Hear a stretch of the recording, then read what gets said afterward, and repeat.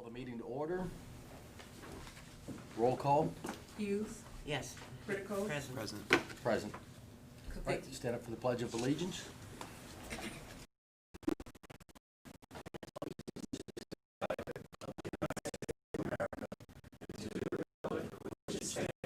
One nation, under God, indivisible, with liberty and justice for all. Okay, with that, then, are we gonna go, let's at least make the motion to, approve the regular meeting minutes of June 9th, 2020. Do I hear a second? Second. Roll call. Hughes. Yes. Critical. Yes. Kubicki. Yes. Okay, make a motion to approve the special meeting minutes of June 18th, 2020. Do I hear a second? Second. Roll call. Hughes. Yes. Critical. Yes. Kubicki. Okay, and in the sake of, Ms. Criticos has had a family emergency, so we're gonna move down to the resolutions. And I'm gonna let Melissa read the resolutions for us so that he can go ahead and, be a part of these, and then we can let him leave the meeting. So let's move on to the resolutions. Okay, so I'm actually going to start at the motions, which will require a vote as well. Motions and resolutions, I Motions, apologize. sorry. Yep. And so I have two motions today that I need. One is that we need to accept the 2021 Hamilton County Auditor's tax budget. At 3 p.m. we had a tax budget public hearing, and I need the trustees to accept the submittal of the tax budget to the Hamilton County Auditor. I make a motion that we approve. Do I hear a second? Second. Roll call. Kubicki. Yes. Hughes. Yes. Critical. Yes. The second motion, I'm asking the trustees to authorize me as the administrator to assist the township's vehicle insurance company as required to process a claim for a wrecked 2018 Dodge Charger police pursuit vehicle. We have 3 vehicles, police vehicles on the agenda this evening, and one of them, this 2018 Dodge Charger, was involved in a deer strike. And I need your authorization to process the repairs and make a $6,000 payment. So moved. Do I hear a second? Second. Roll call. Kubicki. Yes. Hughes. Yes. Critical. Yes. So on to resolutions. The first resolution, I have 4 emergency resolutions. They're all timely. The first is that we are requesting the trustees allow us to seek Ohio House Bill 481 coronavirus funds from Hamilton County's Coronavirus Relief Distribution Fund. We'll be dispensing with the second reading and declaring an emergency.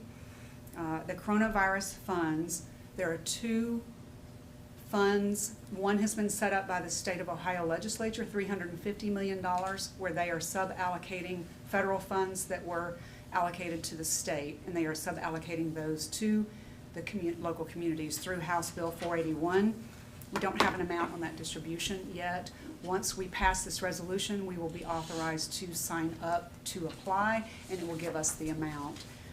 There is a second pot that the county is going to distribute through a community development program to local communities. The county's program will be launched at the end of August. That amount will be similar to local government fund, about $65,000. Our understanding is the amount from the state is higher.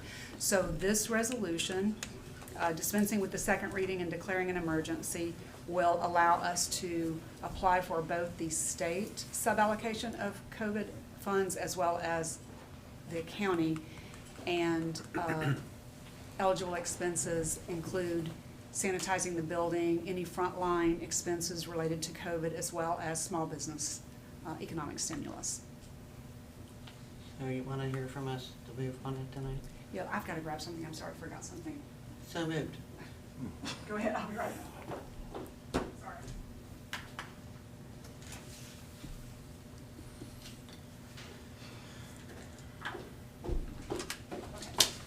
Melissa, can I interject real quick? Yes, sir. So the wrecked vehicle that struck a deer was a 2018 Ford Explorer SUV and not the Dodge Charger. Okay. That makes a big deal Uh, in your motion. Yeah, I see that. Thank you. So that was that's right. That was the Explorer. Okay, thank you for that. We have 3, so the other 2 we have straight. Okay, so thank you. I read the title of the resolution. So I've had the first reading, and would you make a motion to, and a second to dispense with the second reading? So moved. Okay, so Second. Second. you get that? Roll call. Hughes, Yes. Critico. Yes. Vicky. Yes. All right, so we have dispensed with the second reading. May I have a motion and a second then to pass the resolution? So moved. Second. Roll call. Hughes, Yes. Critico. Yes. Vicky. Yes. So the resolution is adopted. I need a final motion and a second to invoke the emergency clause. So the resolution will be effective immediately. So So moved. moved. Second. Oh, David. There you go. You are in sync tonight. Roll call. Kubicki, Yes. Critico. Yes. Hughes. Yes. Second resolution, also an emergency, is the purchase, authorizing the administrator to purchase 2 2020 police pursuit vehicles and equipment. One vehicle is replacing a 2019 total loss Dodge Charger that was wrecked in March. And the other vehicle is to replace the oldest vehicle in the fleet as part of the fleet management that we have with Hamilton County Sheriff's Office.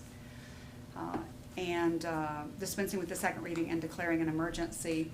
There are a lot of numbers on the resolution. What I wanted to zero in on is to let you know, we went into detail at the June meeting about the total loss of the 2019 Dodge Charger during an officer's response to a call.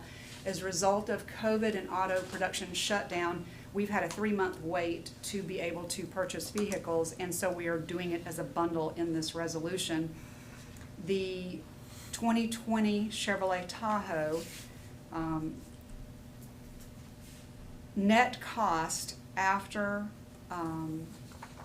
the insurance settlement for the township is $22,400. And the Ford Explorer, which is the replacement vehicle for the, in the fleet, the net cost for that package is $17,528, due in part to Cincinnati Belting Technologies' annual $15,000 grant to the community. We're in the 3rd year of that grant. We have 7 to go. So I'm asking the board then to authorize the purchase of both vehicles. So I've read the title of resolution as the first reading. May I have a motion and a second to dispense with the second reading? So moved. Second. Roll call. Hughes, Yes. Critico. Yes. Vicky. Yes. So we have dispensed with the second reading. May I have a motion and a second to pass the resolution? So moved. Second. Roll call. Hughes, Yes. Critico. Yes. Vicky. Yes. So the resolution is adopted. May I have a motion and a second to invoke the emergency clause? So moved. Second. Roll call. Hughes, Yes. Critico. Yes. Vicky. Yes. Lieutenant Enderle, thank you again for 3 months of effort, daily phone calls, daily emails with different suppliers and coordinating with us. You put a Herculean effort into helping find these 2 vehicles. We look forward to our fleet being back in full service after the one is repaired and the other 2 are purchased. Very well. Thank you. Third resolution this evening, accepting a construction bid and awarding a contract to Fred A. Neiman Company for the Hill and Dale Drive improvements, authorizing the administrator to enter into a contract with Fred A. Neiman Company and dispensing with the second reading and declaring an emergency. Hill and Dale will be completely reconstructed. Neiman presented the winning bid. The total bid is $1,427,000. And Cincinnati Waterworks is replacing a water main as part of this project. They will reimburse the township almost $300,000 of that amount. So the net cost for the road work to the township is about $1,134,000. I want to thank Mr. Lemon and John Zervisi, our services director, and also John Godey, our engineer, for their diligence in continuing to apply to Ohio Public Works Commission to fund these roadwork projects.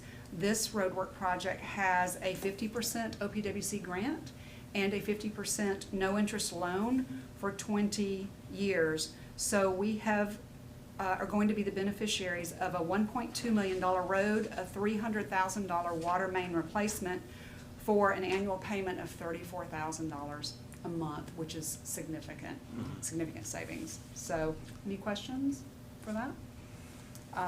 Neiman is currently working on the Moffett and Ebersole reconstruction, and then we'll start shifting crews to start Hill and Dale as well. So we'll have 2 road projects going at the same time this year. So I have already read the title of the resolution. That is the first reading, so may I have a motion and a second to dispense with the second reading? So moved. Second, roll call. Hughes. Yes. Critical. Yes. Vicky. Yes. So we've dispensed with the second reading. May I have a motion and a second to pass the resolution? So moved. Second. Roll call. Hughes. Yes. Critical. Yes. Vicky. Yeah. The resolution is adopted. May I have a motion and a second to invoke the emergency clause? So moved. Second. Roll call. Hughes. Yes. Critical. Yes. Vicky. Yes. Thank you. Our last emergency resolution, again due to timing, is authorizing the Columbia Township Administrator to enter into an agreement for the purchase of natural gas for the Township's natural gas aggregation program, dispensing with the second reading and declaring an emergency. Previously, Columbia Township voters authorized that we would secure lowered rates by bundling with other communities to bid for gas and electric. The gas contract is up and needs to be renewed. The consultant will bid for gas contracts, and as soon as they secure a low bid, we'll ask all the member communities to immediately enter into a contract, which is why this has to be an emergency contract. And then this will go into place beginning October 2020. Do I have any questions? Okay. So I have read the title of the resolution. Hearing the first reading, may I have a motion and a second to dispense with the second reading? So moved. Second. Roll call. Hughes. Yes. Critical. Yes. Vicky. Yes. So we've dispensed with the second reading. May I have a motion and a second to pass the resolution? So moved. Second. Roll call. Hughes. Yes. Critical. Yes. Vicky. Yes. The resolution is adopted. May I have a motion and a second to invoke the emergency clause? So moved. Second. Roll call. Hughes. Yes. Critical. Yes. Vicky. Yes. Our final resolution this evening is a second reading. We presented in June that we want to renew our agreement with Hamilton County Development Company, HCDC, who provides our professional economic development services. And later in the agenda, Dustin Montgomery will do a presentation for us on our successes in that area. So the amount of that contract is $26,250. This is our second reading. Let me read the title of the resolution. Authorizing a renewal agreement for professional services for general economic development assistance. Authorizing the administrator to enter into an agreement with Hamilton County Development Company. I've read the second reading. May I have a motion and a second to pass the resolution? So moved. Second. Roll call. Hughes. Yes. Critical. Yes. Vicky. Yes. So the resolution is adopted. Thank you. Thanks. Okay, then we move on to the regular agenda. We move on to open forum. Has anybody sent in any questions or signed in? No. Okay, then we move on to HCDC Quarterly Economic Development Presentation with Mr. Dustin Montgomery. Thank you. Thank you. I'm going to ask Dustin to join us and put a mic so that people can hear.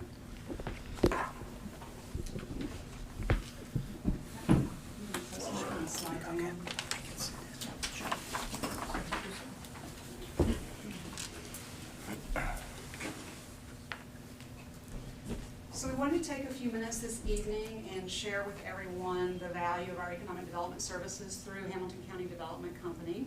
We just passed the resolution to extend our contract for another year. And Dustin and I wanted to talk about a very important topic, which is our 3 business districts, which provide funding through JED Zone and other agreements for a lot of our high-quality services. So I asked Dustin to kind of go into detail about this. And so we have 3 business districts. Each of them is unique. Each helps contribute to our economic base in a different way. And I don't think that everyone is familiar necessarily with all 3 of them and their locations, so we'd love to talk a little bit about that tonight. So let's start east to west, just naming them to start. So on the west side, at 71 Ridge and Highland is our Ridge and Highland district. And why don't you talk about what is the kind of the mix of businesses there and what is unique about that district? Sure. And what are we doing to be successful in our economic development efforts there? Sure, absolutely. So the Ridge and Highland area is like a typical interstate business district. It's got anchor tenants that are big box stores like Lowe's and Home Depot, but there's also a mix of fast food options, some retailers, and some local businesses like we've got the Norton Outdoor Advertising and ProScan Imaging. But what's not typical for a district like this is the inclusion of 2 medical marijuana dispensaries, which is a huge contribution to the township. Will be. Real quick, though, let me interrupt. Do we have any idea where they are and how they're doing? I mean, I've heard nothing about them. Do we know?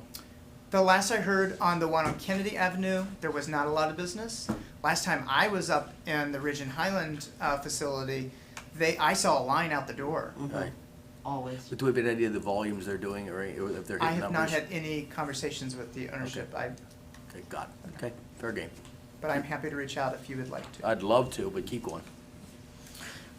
So in terms of economic development, this area has several out-of-town property owners, and those properties are part of a national, grouping of properties. And so what's been really key for us is to collaborate with all the local brokers in the area and keeping tabs on all the various spaces that are available for lease and for sale. And keeping plugged into that information really allows us to be on top of the fluctuations and being able to respond to the needs as each of those tenants come and go.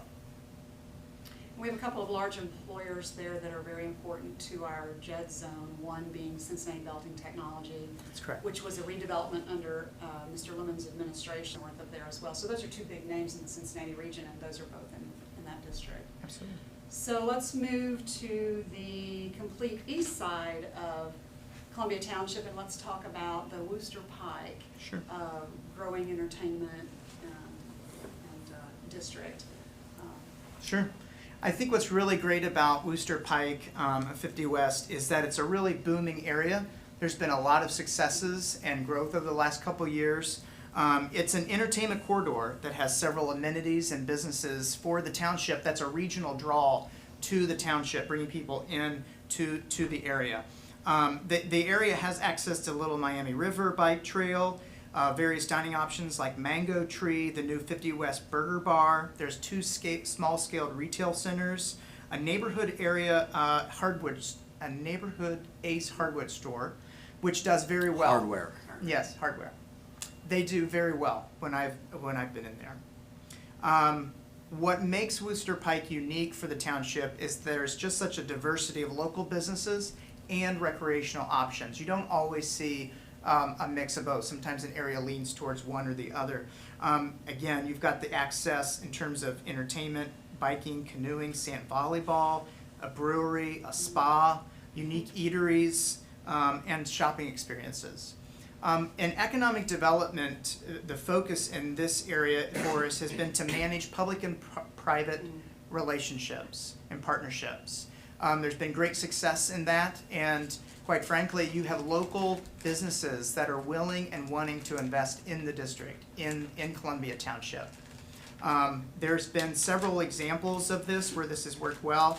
The bike trail extension, the new crosswalk at 50 West, Panera Bread, and the CRA agreement on the Marymount Promenade, which saw that facility being brought out of a landslide issue and some new tenants being brought in as a result of that. Really good point about the public-private partnerships. Mhm. The public, as Chris has said before, the private has the vision, and the public helps with bringing properties up to market condition.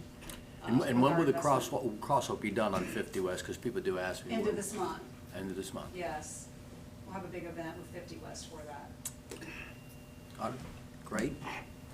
So in the middle, we have a very unique neighborhood scale Main Street district in what we call the Plainville Business District, but it's in the neighborhood historically known as Madison Place, and it's a historic neighborhood as well. So that is a completely different look and feel, but also contributes very well to the community as well. So tell us about that mix and Sure. our opportunities there. So it's anchored by Porsche the Village, which actually later this year is going to be expanding, so increasing their already substantial investment in the district. There's also, on the opposite side is the Thai restaurant, Green Papaya, which is actually one of two locations, the other being in Hyde Park. In the district, some of the kind of new and exciting things that are happening is a coffee shop is coming into an historic building, which will be actually a mixed-use project because it'll be a community center as well as a coffee shop.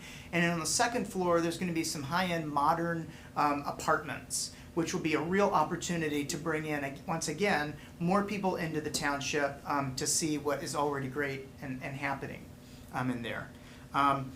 The focus for this community in this area in economic development has been to encourage new investment, both in terms of renovations and new construction.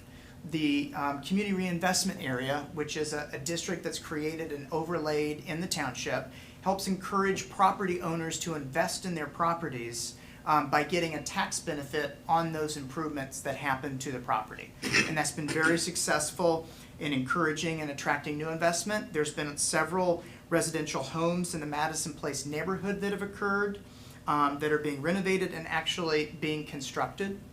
Porsche the Village, which moved to the district in 2008, has invested over $6 million in their location, as well as creating 54 full-time jobs for the township, contributing to the JET. So that's an area that has a really neat neighborhood Main Street feel, but interestingly, it draws people from all over the region with some of the unique businesses that are there. Absolutely. So it's kind of a snapshot of our 3 business districts. Do you have a few highlights from the second quarter report that you might want to touch on? Sure. I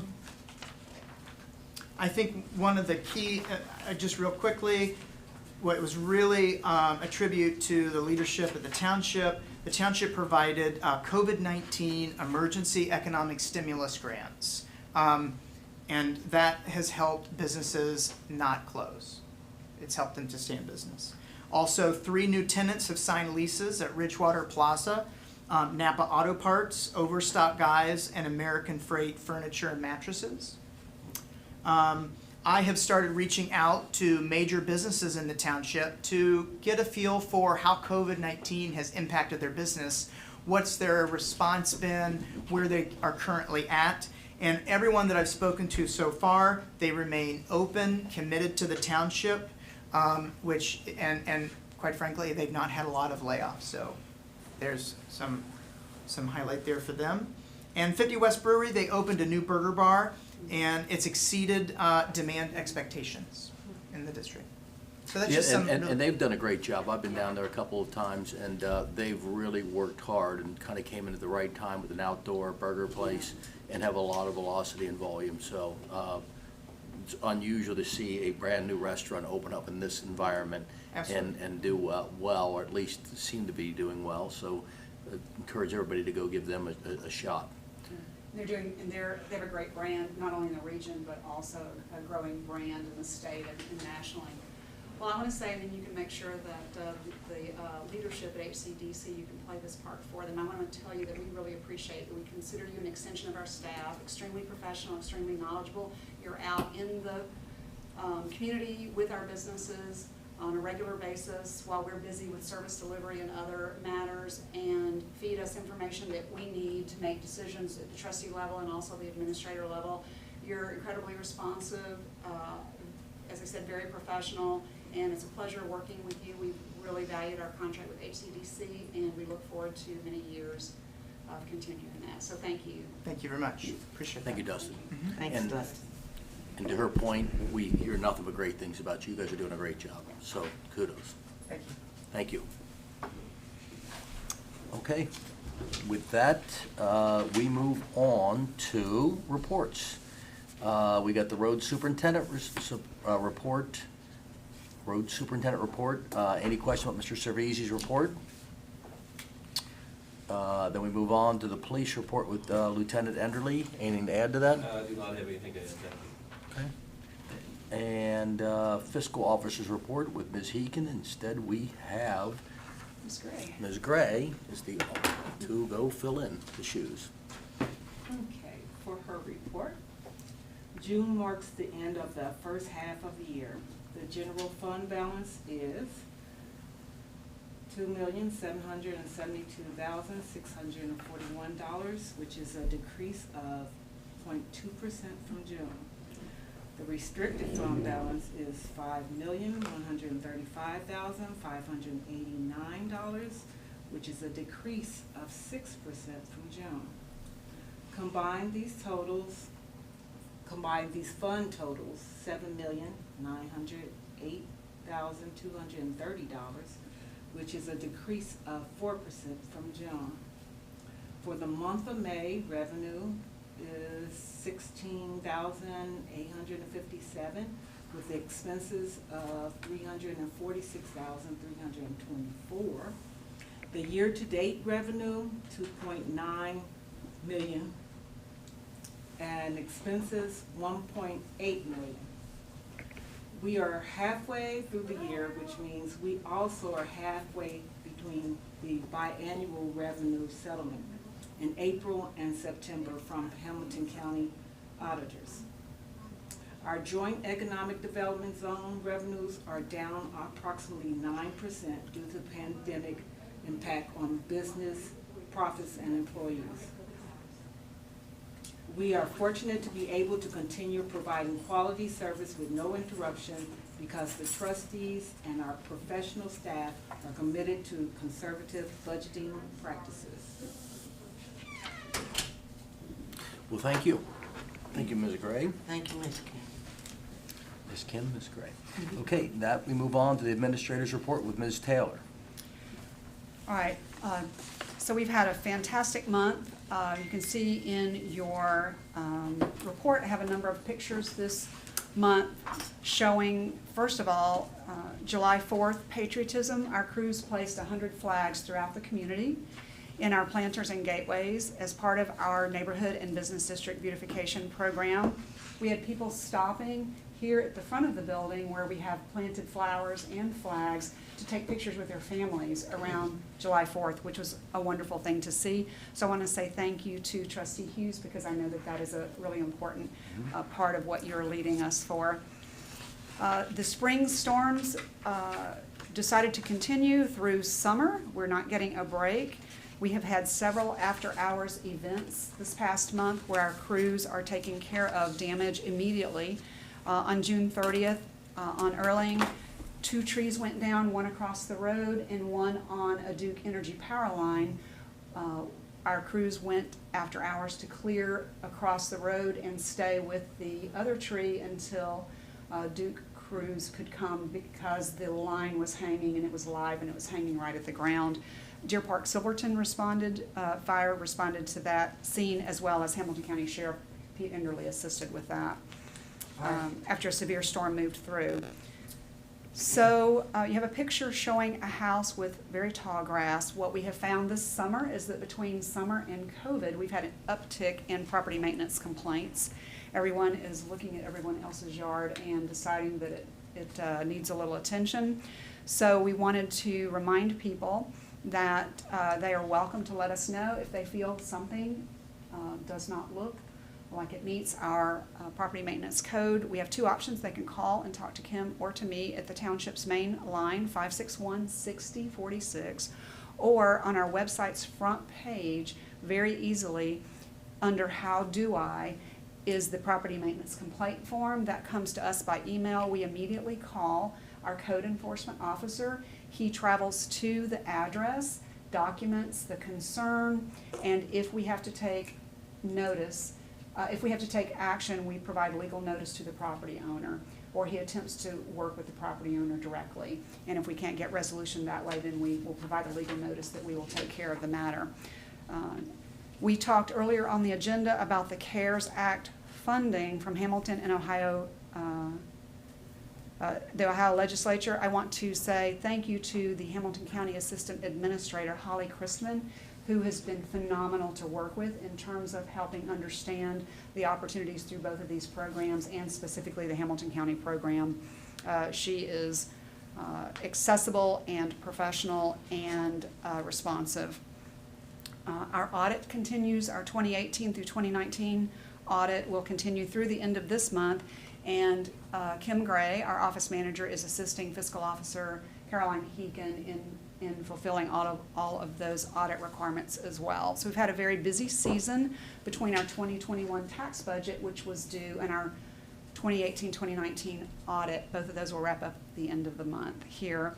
Also, our Little Miami Joint Fire and Rescue District reorganization is underway, and at the end of July, we expect that the member discussions will wrap up, and we will have information that we can share widely with our residents and our businesses about what the next 18 months to 2 years will hold in terms of continued excellent fire services and what that organization will look like. Under the category of our investments in our roads and our safety and our connectivity, we had a matter where on US 50, ODOT is repaving in Marymount and Columbia Township. That project should wrap up at the end of the summer. There were contractors staging impacts at Old Wooster Lane, and although that property belongs partly to ODOT and partly to the Hamilton County engineer, the residents were concerned about the multi-week staging of the contractor. So John Cervisi worked very closely with the contractor and with all of the property owners to document and address the concerns and come up with an alternate staging plan and assure that that area will be restored when that contractor moves out and everyone has been pleased. And John or one of his service techs has been making a daily visit to the site just to check in and make sure that the contractor is cooperating with the plan that we asked for. Our crews also had to respond after hours to a sinkhole at the entrance to the Walton Creek Shopping Center, where Flip Daddy's is an anchor and Kroger is there as well. It happened late on a Friday, and we did not want to leave a large hole in the pavement in the lane over the weekend, and so our crews immediately went out and repaired that. Our Wooster Pike crosswalk is under construction. It should open by the end of July. We are going to be working with 50 West for a big crossover special event, so stay tuned for that. We have an estimated $130,000 in that project, and that was funded entirely by ODOT and business funds. There are no resident funds in that project, actually. The Little Miami Scenic Trail Extension will also open later this summer. We, in a public-private partnership, participated $125,000 in that. And as part of ODOT's US 50 Wooster Pike repaving, there'll be a new bike lane. We talked about it last month's meeting. And so the connectivity between the trail and the crosswalk and the new bike lane will be phenomenal in this area as we wrap up the summer.